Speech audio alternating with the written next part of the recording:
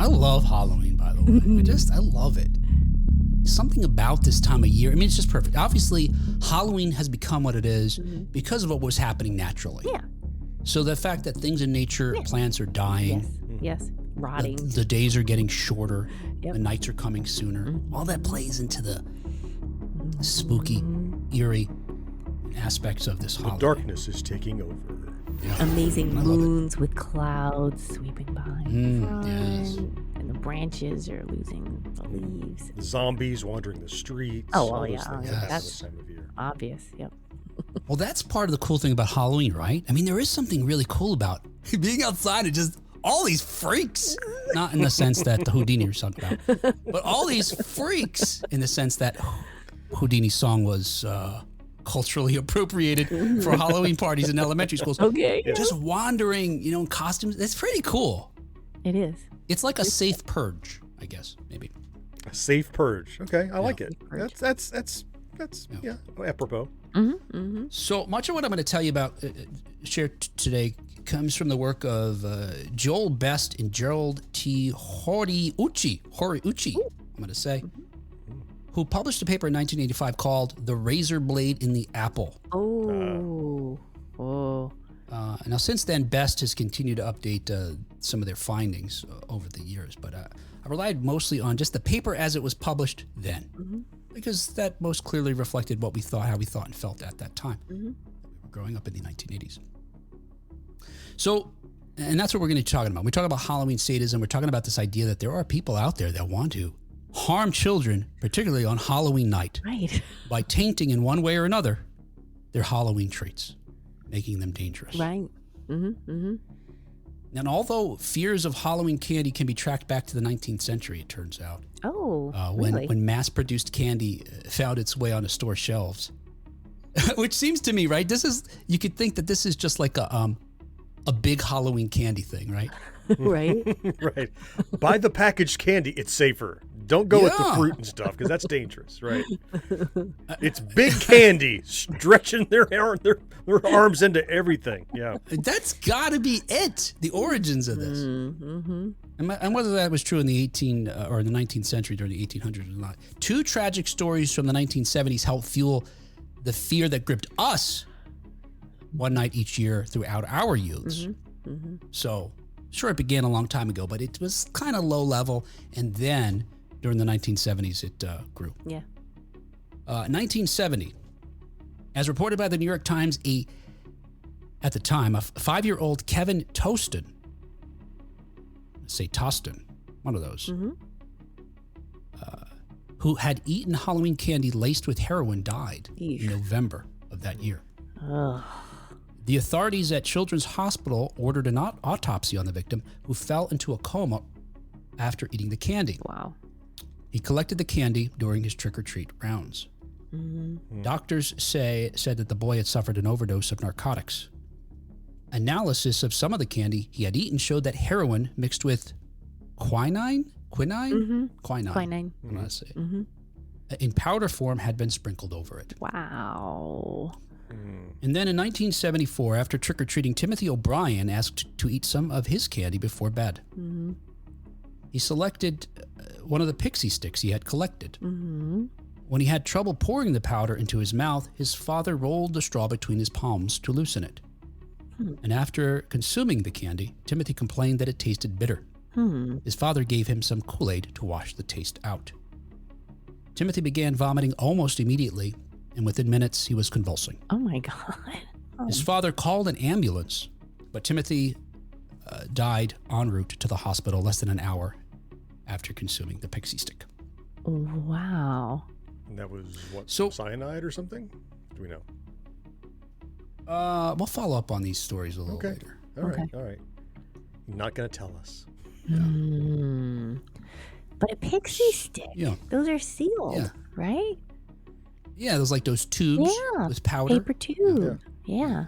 Oh, but they're just kind of, are they sealed? They used to just kind of be like folded over, I think. So, Oh. Still, Maybe pretty easy to they tamper were with. originally. Oh man. Eventually, I knew that they would be sealed, but wow, maybe it was folded at first. Yeah. Mhm. Yeah. Right. Whoa. So I mentioned that these, fear of consuming treats that were homegrown, goes back to even the 19th century. In a more contemporary period, we had some news reports of these folks reporting kids being sick, injured, hurt from treats. News reports in the 1950s. Okay. But even that said, as I mentioned, they didn't really tick up till after these things started happening in the 1970s. During that time, the press began reporting more and more incidents warning parents to inspect Halloween treats. I remember that. Me too. Yeah. At that time, go ahead. I especially remember that hospitals would volunteer, bring your treats by, and we'll give you a free X-ray of your entire hall. Right? Yep. I never did it, but I remember that it was advertised that stop by your local community hospital and they'll give you this free candy X-ray if you want. And Oh my gosh. That's right. Yeah. You didn't do it just for fun? Just Candy X-ray. just to make him give me an X-ray? No, I did not. And he stuck his arm in there because he had injured it earlier. Can I hold the candy while you run the X-ray? Tries to get free medical. There appears to be a bone in your apple. Well, it's because I'm holding it with my hand. And it's fractured. They wrap a cast around the apple and your arm. That's going to be nice in 4 months when I take that cast off. So here's some examples. In the New York Times in 1970, they wrote, quote, "That plump red apple that Junior gets from a kindly old woman down the block may have a razor blade hidden inside it." Oh my gosh. 1975 Newsweek warned, "If this year's Halloween follows form, a few children will return home with something more than an upset tummy." Oh. In recent years, several children have died and hundreds have narrowly escaped injury from razor blades, sewing needles, and shards of glass purposely put into their goodies. I remember hearing about sewing needles too. Yeah. So so tell me if I'm going to wreck your whole thing here, but and I'll cut this out. Right. To my knowledge, the razor blade thing never actually happened. There was no recorded incident of it happening. That's what I remember hearing. Yeah, you're wrecking my whole thing. Yeah, okay, I'll stop. That's why I prefaced it with that. You're ruining Kat's fun. Oh, sorry, Kat. Thanks, John. I remember the warnings. I remember the check your candy or don't accept things that aren't wrapped, like by factory wrap. Yep. And then at some point I learned, I don't remember how old, that my grandmother would make these popcorn balls. So she'd make her own feet and wrap them up. And you wrap them in saran wrap? Yeah. Saran wrap? Yeah. And she'd hand them out. And I was horrified. Yeah. Because you saw what she was putting in there, razor blades. Forget what John said. No, they did a lot of sewing there, so And she was like, "X-ray this, you little brats." But I remember thinking, how could she do this? We're supposed to not accept homemade treats. What is she doing? I remember turning that corner, Kat, where because my mother, she would like, oh, let's make brownies, let's make this or whatever. And it came to the point where she's like, well, I want to make brownies for the trick-or-treaters, but I know they'll throw them away. Oh. Because if it wasn't a sealed product, it was traditional that people would thank you very much, but the kids weren't allowed to have it because, who knows what could be in it because of all this hysteria. Yeah. So we caved into big candy again and started buying the whatever Brock's had that year. Exactly. Yeah. Kat's like, "Grandma, will you sew this sock? I have a hole in it." And she's like, "I'm sorry, I'm all out of sewing needles this year. They're all gone. I have to get more at the store." Pass Granny one of those Granny Smiths. Why are you making air quotes when you say that, Grandma? Aren't they Granny Smiths? At the time, the Halloween sadist was thought to involve Halloween sadism was thought to involve random, vicious, unprovoked attacks against small children. The attacks seemed irrational, and the attackers routinely described as disturbed or insane. In an October 1970 New York Times article, psychiatrist Dr. Edith Jurica posited that, quote, people who have this much hostility towards children must have had a really deprived childhood. And psychiatrist Dr. Reginald Steen told the paper that, quote, they are probably frustrated and filled with resentment against the world in general. Wow. And imagine how angry you have to be to give away your heroin. Oh! I mean, if you have some because you like it, Oh my you had to be God. really Yes, you upset with probably like- kids to sprinkle it on candy and just give it away, right? Yeah. Yes. Like, this kid's going to be so ungrateful for this heroin. He doesn't realize. I You're guess unless you wanted to welcome. get it, unless you're a dealer and you want to get him addicted, I guess. I don't know. Yeah. Oh man. First one. Cut a free. hole in a sheet and take my whole stash. Mhm. Ooh. What? The ghost. The ghost. Oh, okay. You cut a hole in You the just cut sheet, one Char- hole, though, Charlie John, so you had me concerned when you were putting through it. Why is there just a one hole? You said cut a hole. Nothing goes through it but sight. Okay. Ho! Yes, John is a Cyclops. Cyclops. As a result, various authorities responded to the threat. Legislatures in California and New Jersey passed laws against Halloween sadism. Do you need a law saying don't poison kids and put razor blades in apples? We'd like to. don't know. We'd like to make this official. Y'all stop Yes. messing with the kids' candy. It's just not Ah, nice. damn it! Boy. Because up until then, you go, yeah, show me the law where it says I'm not allowed to, right? And then I go, Yeah. okay, we'll make one. Honey, do you have the receipt for these razor blades? Go bring them all back. I can't do that, and I have to wear my seatbelt. So many laws. Ugh. The Schools razor blade trained- tension is palpable. Again, I think you took away the wrong message from what I was trying to say. Maybe I wasn't clear. Schools train children to inspect their treats for signs of tampering, and some communities tried to ban trick-or-treating altogether. Wow. Parents, too, of course, heeded the warnings. Many restricted their children's trick-or-treating, examined their treats, or arranged parties or other indoor celebrations. You know, imagine this is when trunk or treats were born in church parking lots and It schools. could be. Yeah. Yeah. Although I don't remember hearing that phrase trunk or treat until like in the 2000s. I don't Yeah, me too. think I heard it. Yeah, yeah. The Possible. name is clever, but certainly the activity of like, oh, well, it was the beginning of like the demise of the traditional Halloween when it wasn't just feral kids running the street, pulling pranks and getting candy. Now it's you're going to be, you're going to be chaperoned around to houses of people we know, and we're going to, it's all of the policing of Halloween turned it into not the safe purge that you said it was. Will, it's just we've lost that. I just think we still don't have it back. Yeah. Here where So- I live, it's 6 to 8 o'clock on the Friday closest to Halloween, before Halloween. Right. It's You- it's very regimented, and I gotta say though, it's kind of fun because of that. Because the neighbors are all out, and it's kind of like a woohoo, like little party atmosphere, and it's off a school night. That can stress some people out. But I was amazed by it when I first moved here. I was like, wait, what? Like trick or treat's not on Halloween? I was so confused, and it's not all day. crap. Yeah, That's crap. It's a little weird. Right. You don't legislate Halloween. Halloween is a gift to kids. Do you remember how much fun it was Yeah. to go out and run wild? And if it was it's a school night. Well, it's one school night. It's not going to kill you. Go have fun. John, So I sad. didn't run wild though. I didn't. There was none of that for Well, me. you missed out.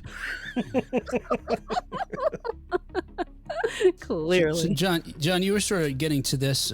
You were skeptical of this in the same way that these two researchers that I mentioned were, because in 1985 in this paper they set out to determine whether or not these threats that had been reported were true or not.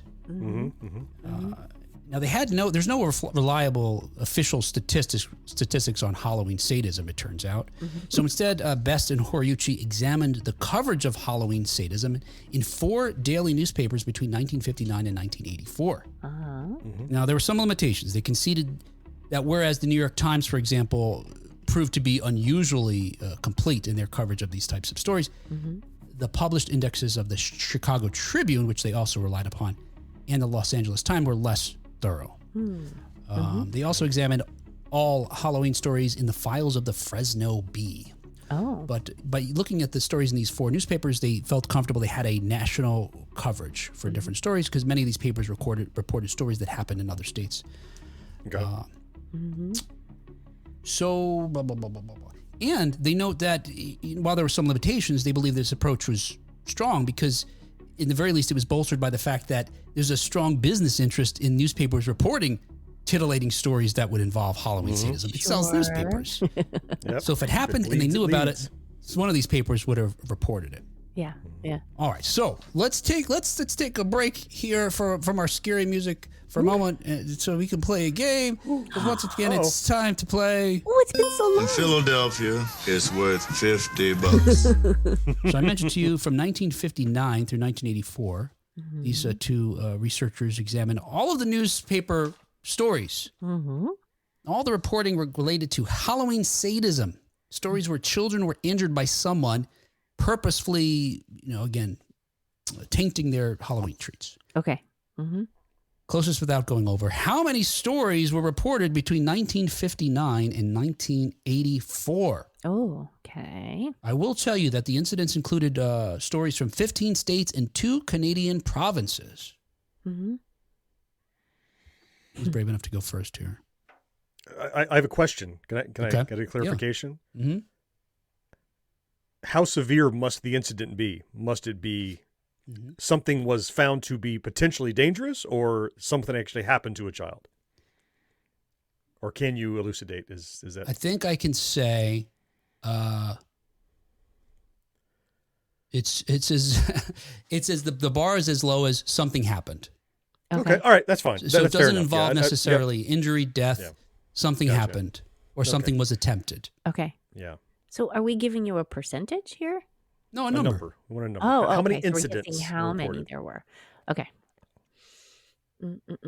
So roughly, we're talking what 25 years. Yeah, but 25 years. Of stories. There's no money involved. Yeah. Okay. I have a guess. I have a guess. I'm going to say, I believe and always have that it's largely based on hysteria, that someone told someone it could happen and it got blown out of proportion. But in every legend has a kernel of truth, so I don't believe it's 0. Right. I'm going to say 3. Okay. Wow. Very good. Kat? And we're trying to guess actual things, things that actually happened. Something actually happened. Something was reported. Not we talked to a guy who was purchasing razor blades and they stopped him. No, it's something actually. New York Times reported a kid said that he found a sewing needle in his apple. Okay. He didn't necessarily bite it. He wasn't necessarily hurt by it. But it happened. Yep. Well, over 25 years, I feel like it needs to be a bit more than 3. Okay, then 3. Yeah. I'm gonna say 15. Okay. I guess closest without going over, the winner is Kat. Because 16 could be the answer. But it turns out, and you both were onto the right track as far as undercounting what you would suspect a number would be to reflect, again, like John's saying, the hysteria, the mania with regard to this fear. Yeah. It was actually 76 reported incidents during that time period. Wow. However, none were serious. Okay. Injuries were reported in only 20 cases, and only 2 of these involved deaths. Wow. There we go. There's my 3. There's your. I was going to say you were there. close to the death tally there. Oh, I was so close. Yeah. And I should point out that while there were few stories with regard to strangers purposely, attempting to harm children, these newspapers did report on other Halloween tragedies, including accidents, accidental deaths and murders that took place on the holiday. Because that happens all the time. Sure. It turns out the biggest killer of children on Halloween are cars, not noticing children crossing the street or drunk drivers that are coming home from a Halloween party, that sort of thing. Yeah. Anyway, back to the scary music. Now, nearly half of the 76 incidents that I told you about occurred during the 3 years from 1969 to 1971. And the wave of reports coincides with the perceived rise of this Halloween sadism as a serious threat. So again, even though folks had conceived that this might be a problem, for decades earlier, now it's becoming a reality. Fueled by stories that, like I told you at the beginning of this. Okay. So while the media routinely offered mundane safety tips, they warned us about flammable costumes, masks that obscured the view. Right. And most of those, what was that company, Ruby's masks? Yeah. They cut into your eyeballs. I mean, you had to cut them open a little bit wider so the rubber band was too tight and you... Yep. You had the Ben Cooper and Collegeville. They had the the mask and smock thing, right? Right, yeah. Yes. Yep. Yep. Mm-hmm. Mm-hmm. But from Rubber 1972 band and pinch your on, hair. so beginning in 1972 forward, the advice included urging parents to inspect their children's treats for tampering. Mm-hmm. And while reports of Halloween sadism peaked in 1971, with 14 of the 76 occurring that year alone, reported incidents dropped off precipitously just a few every year. Mm-hmm. That is until 1982. Uh-oh. What happened in 1982? September 29th, 1982, just a month before Halloween, Adam Janis, a 27-year-old postal worker from Arlington Heights, Illinois, died of what appeared to be a massive heart attack. Oh. Upon learning this devastating news, Adam's brother and sister-in-law, Stanley and Teresa, rushed to his home to console the other family members that were there. And while visiting, Stanley, who had back issues, took an extra-strength Tylenol capsule from the bottle in Adam's home. Mm-hmm. Teresa, his wife, who may not have been feeling well dealing with the sudden tragedy, followed suit and took 2 capsules as well. Oh my gosh. Wow. Shortly thereafter, Charles Kramer, an Arlington Heights Fire Department lieutenant, was called to that home in an emergency. And when he arrived, he found Stanley on the floor with paramedics hovering over him. Wow. Yeah. Teresa, who was hysterical as she watched her newlywed husband fight for his life, steadied herself by grabbing the fireman's arm. But soon, she groaned and also collapsed to the floor next to her partner. Whoa. Stanley died that day, and Teresa died 2 days later. Mm-hmm.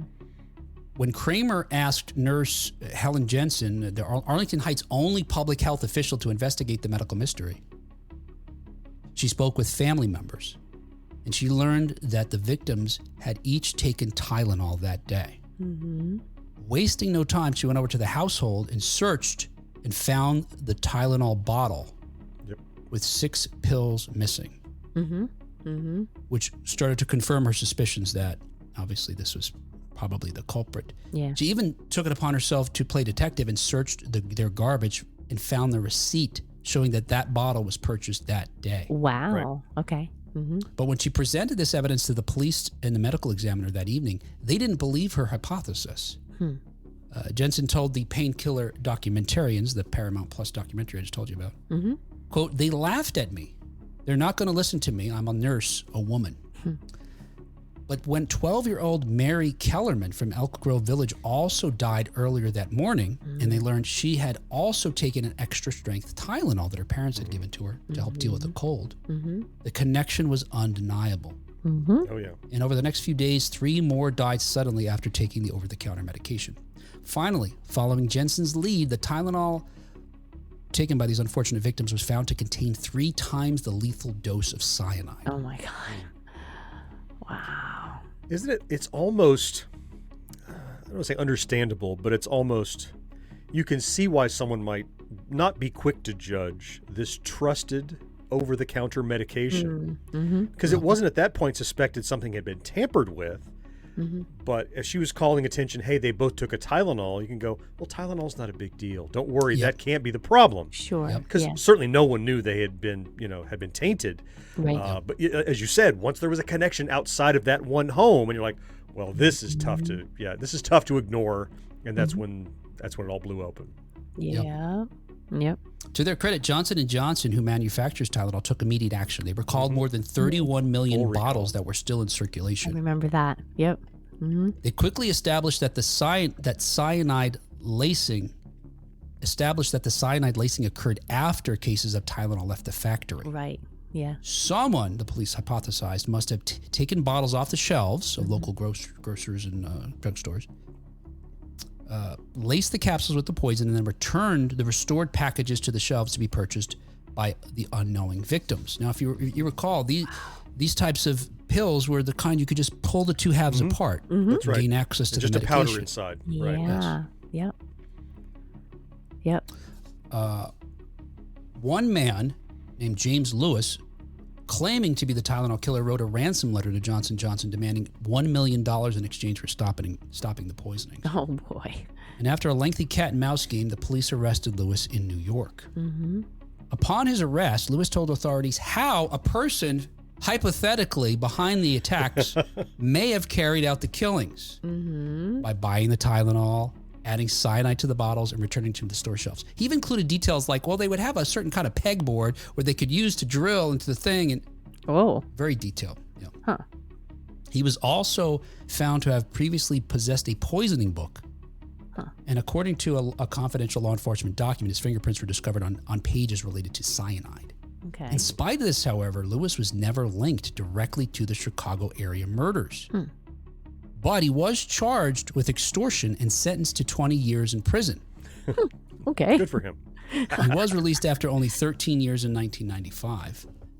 And while a handful of other suspects were in play, investigators always came back to Lewis, who steadfastly maintained his innocence. Court documents released in early 2009, however, show that, quote, Department of Justice investigators concluded Lewis was responsible for the poisonings, despite the fact they may not have had enough evidence to charge him. End quote. As a side note, Lewis was found dead in his Massachusetts home this past July. Oh, wow. He died of natural causes at age 71. Now, of course, these murders led to a number of changes to medicine. Yeah. Johnson & Johnson introduced tamper-proof packaging and a new caplet, which was a tablet coated with a easy-to-swallow sort of covering that also made it essentially tamper-proof. Like sealed it closed, right. Yeah. And in 1989, the FDA established federal guidelines for manufacturers to make all such products tamper-proof.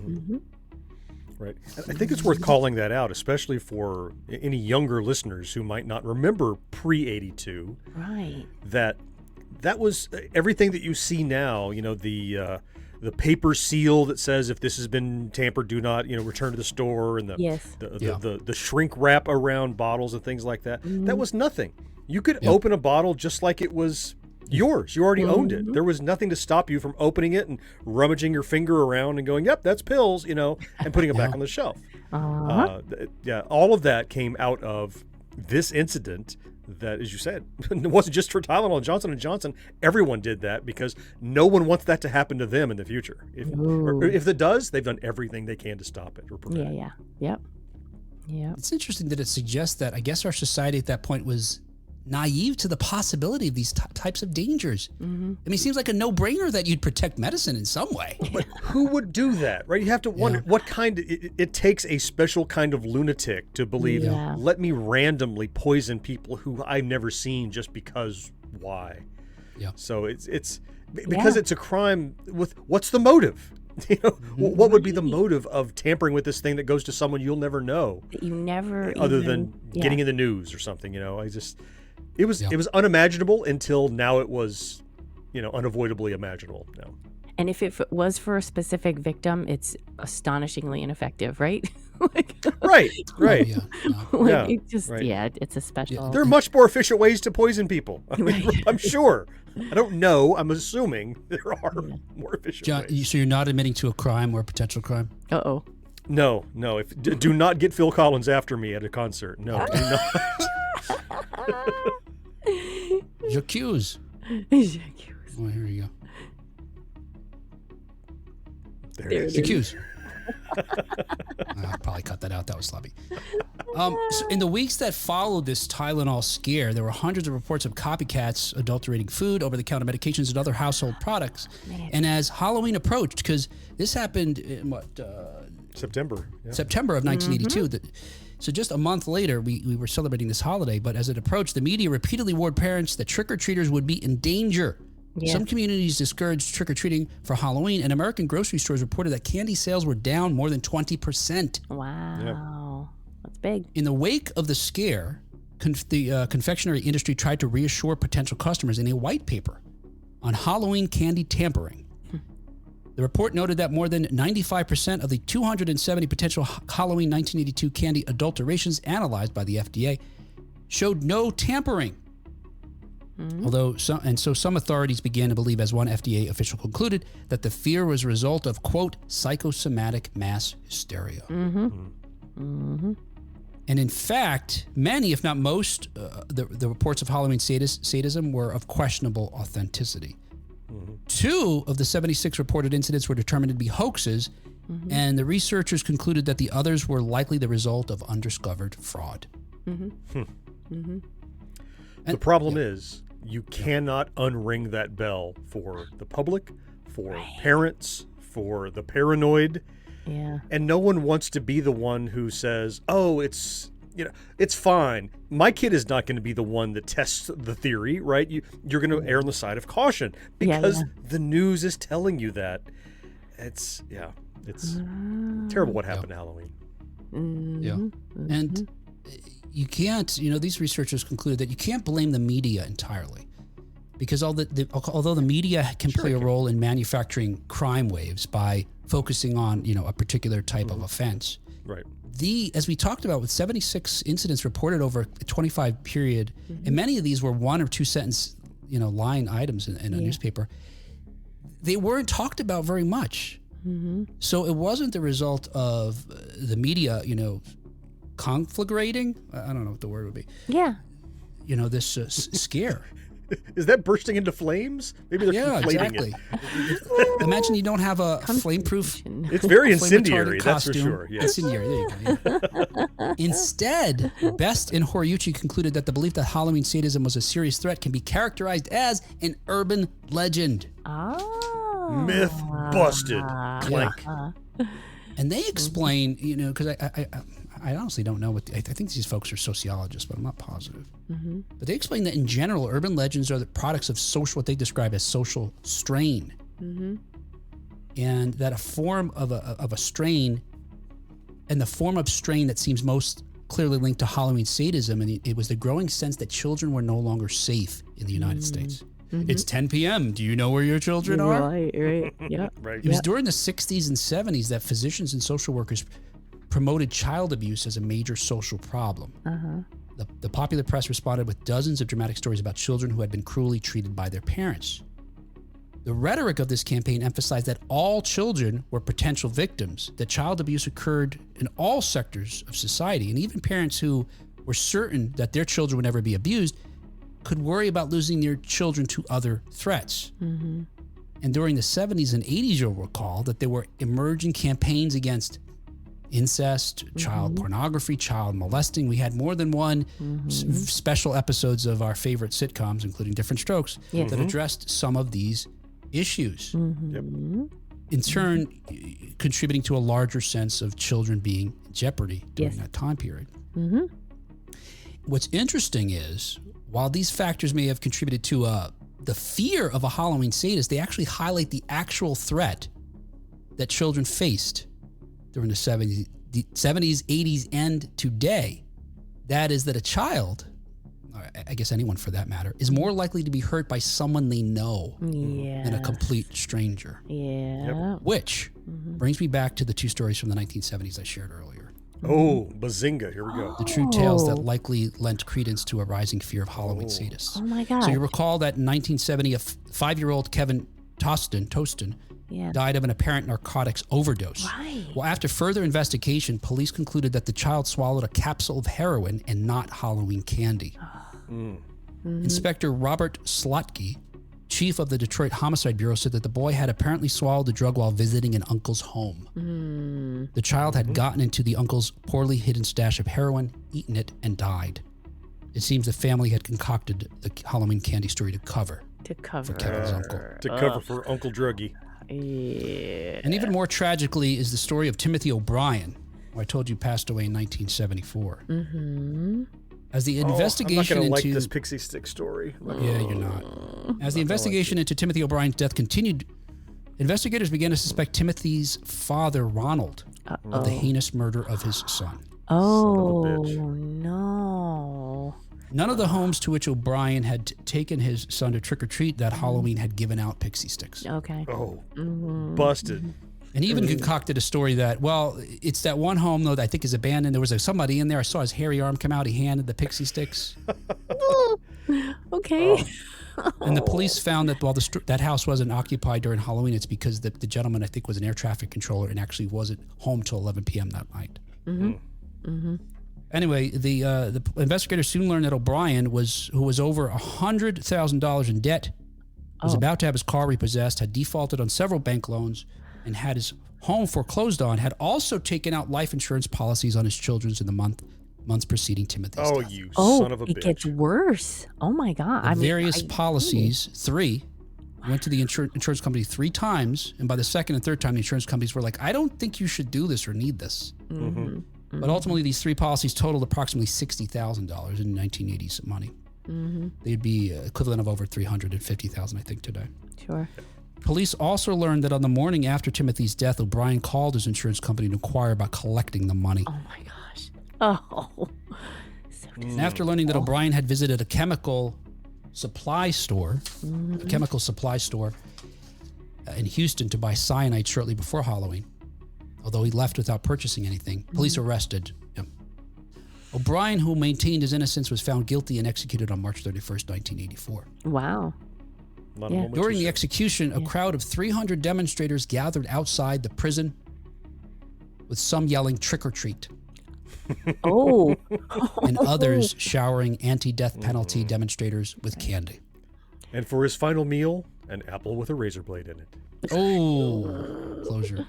Now, like to John's point about you can't unring this bell, sadly, while the report of these tragedies initially, as I told you them at the beginning of this segment, were front page news. The version resolution, of the story I'm that sure. I just told you was, on back page or, C-section B or something like that. Update to the story, it was just another lunatic parent or druggy uncle. Was that uncle? Yeah. Damn it. Which, unfortunately, wound up obscuring the real threats to children, family members. Right. And instead gave birth to a fictional boogeyman. Oh my gosh.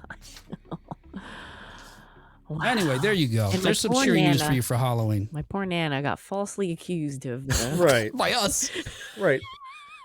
Her popcorn balls were unfairly maligned by vindictive in-debt fathers. Enjoy my popcorn balls. I'm sure if you do, you'll never have to worry about darning a sock again.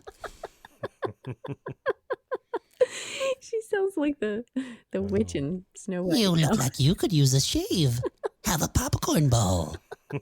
What's the connection? I don't get it. Oh, you will later. Nana, I really like your glasses, Nana. Oh, you do? Oh, no. Come in. Let me show you my collection of popcorn buckets for my popcorn balls. Yes. Excellent. Still in the wrapper. All right, hey, that was our depressing show. Kids, be safe out there. My kids still, when they come home, they look for tampered candy. Wow. We probably had this conversation with them. I mean, we probably have said it. We don't. Yeah. Wait, I don't. Look, I don't want them eating something that somebody baked either. Right. Honestly, You're not going to be the parent that goes, don't check anything. Just eat it in the dark. Don't even look at it. You don't want to be that person. That's the problem. Candy The roulette. bell is there. It rang. And now you're like, well, let's be a little cautious just in case. Yeah, the cost to double check or be extra safe is small. That's right. It is. A Certainly. little amount of time. And most people don't make home baked goods because they grew up during this era. So we don't even have to toss those out, really. Man, this is making me second guess what I hand out. One thing I get is a big old bag of Dum-Dums. It's just those little twisty wrappers. Oh my gosh. Right. You know, Need to be sealed in wax hermetically. And Oh, God, guys, I got to tell you something as a side note. It's really depressing about that Pixie Stick stories, if I haven't bummed you out enough. oh, by all means.